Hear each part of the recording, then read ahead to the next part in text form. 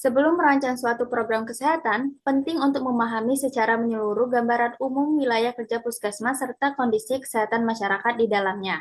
Data seperti status kesehatan, kejadian luar biasa, cakupan program, dan hasil survei menjadi dasar penting agar program yang dirancang tepat sasaran dan sesuai kebutuhan wilayah kerja. Puskesmas Logosari Wetan merupakan salah satu puskesmas di Kota Semarang yang terletak di wilayah Kecamatan Pedurungan dengan jumlah penduduk sekitar 103.250 jiwa, dan puskesmas ini memiliki wilayah kerja yang luas dengan jumlah penduduk yang padat yang terdiri dari 8 kelurahan.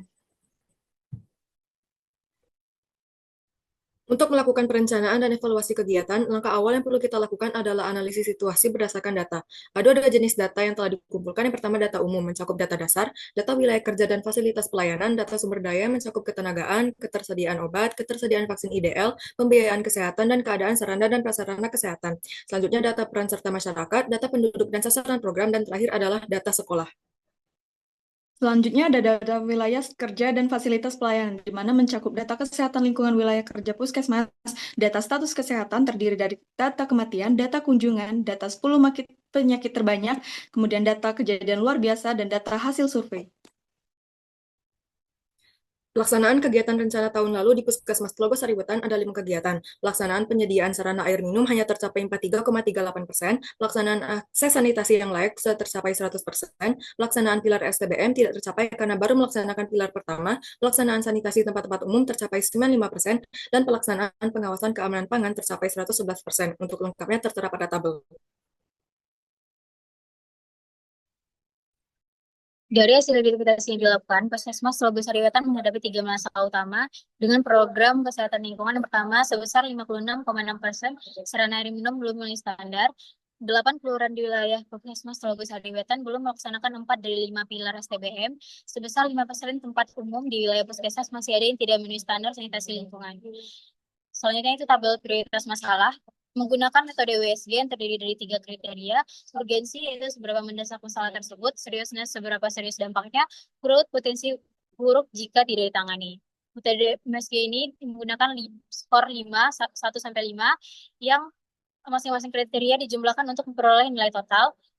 Berdasarkan hasil penelitian, masalah 56,6% sarana air minum belum memenuhi standar pada tahun 2003 ditetapkan sebagai prioritas masalah utama di Puskesmas Logosari Wetan. Selanjutnya, mengidentifikasi akar penyebab dari masalah tersebut. Salah satu metode yang digunakan itu adalah diagram sebab akibat Ishikawa atau fishbone diagram. Bisa dilihat di layar bahwa masalah utama diletakkan di kepala ikan, lalu terdapat tulang besar yang merupakan faktor penyebab dari berbagai sisi. Lalu setiap faktor penyebab itu dapat diuraikan lagi menjadi tulang-tulang yang kecil. Perlu diingat bahwa semua dugaan penyebab harus dibuktikan dan diperkuat dengan data dan informasi valid dari puskesmas. Selanjutnya itu menyusun alternatif pemecahan masalah. Dalam artian kita mencari berbagai kemungkinan solusi untuk mengatasi masalah prioritas tersebut sebelum memilih solusi pemecahan masalah yang terbaik. Dari prioritas masalah utama Puskesmas Logosari Wetan, terdapat 4 alternatif pemecahan masalah yang setelah melalui proses analisis dan pertimbangan, alternatif terpilih yakni melakukan inovasi teknologi tepat guna. Salah satu metode yang dapat digunakan untuk menentukan program atau gagasan prioritas dalam penetapan pemecahan masalah adalah analisis tapisan MC Namara, yaitu alat bantu untuk menilai dan memilih alternatif kegiatan yang paling layak dan strategis untuk dilaksanakan. Analisis MC Namara ini memberikan penilaian terhadap setiap gagasan berdasarkan 3 kriteria utama, yaitu efektivitas, efisien, dan kemudahan.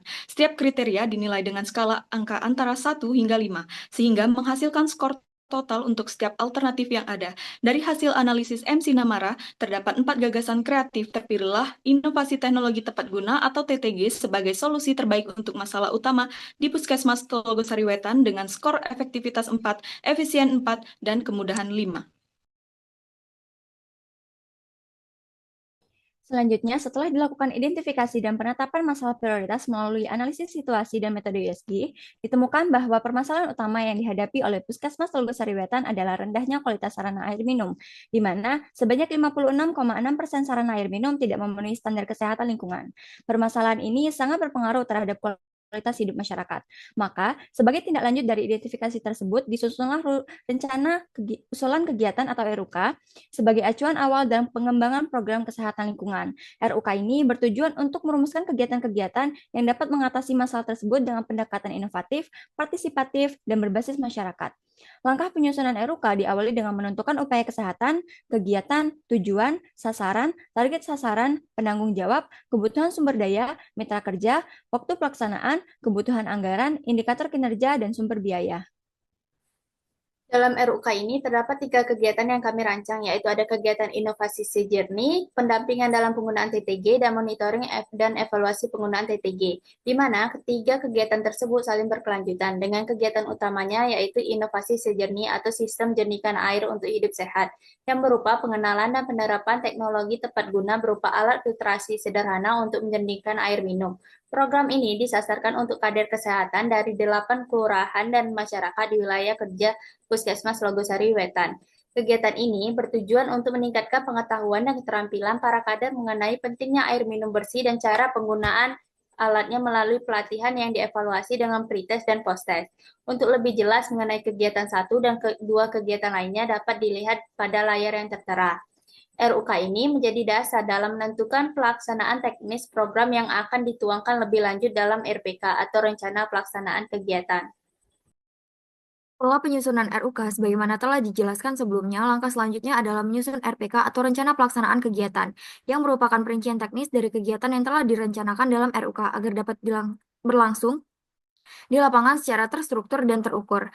Dalam penyusunan RPK, komponen yang harus dicantumkan antara lain itu tujuan kegiatan, sasaran, target sasaran, penanggung jawab, yang pada dasarnya sudah dirumuskan dalam RUK sehingga dalam RPK hanya perlu dipindahkan dan disesuaikan.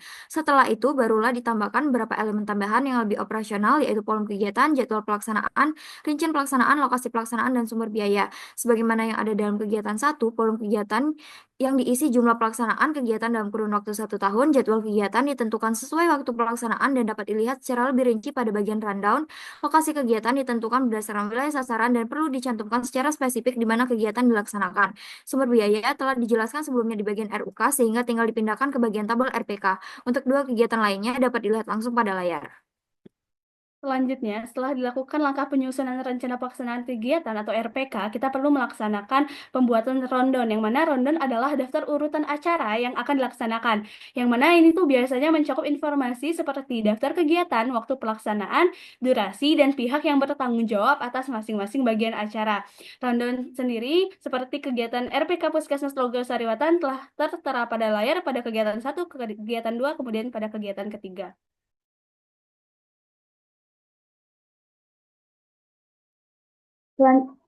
Selanjutnya ada monitoring dan evaluasi. Yang pertama ada monitoring. Monitoring adalah proses mengamati dan mencatat pelaksanaan program untuk memastikan bahwa program berjalan sesuai rencana, tepat sasaran, dan memberikan hasil yang diharapkan.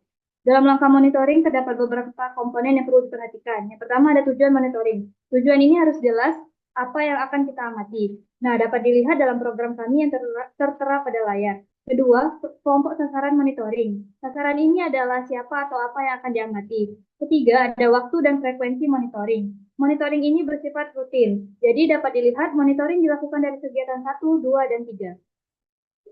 Yang keempat ada indikator monitoring. Indikator ini sebagai patokan untuk menilai apakah kegiatan sudah berjalan sesuai harapan. Aspek indikator dapat dilihat pada layar. Yang kelima ada rekapitulasi dan analisis data. Untuk mempermudah rekap dan analisis, kami menggunakan form checklist monitoring untuk menilai status pelaksanaannya. Untuk form checklist monitoring telah kami sajikan di lampiran. Terakhir, yang keenam ada feedback dan tindak lanjut. Hasil monitoring disampaikan kepada pihak terkait untuk dilakukan perbaikan, penyempurnaan program, atau tindak lanjut lainnya. Baiklah, selanjutnya ada evaluasi.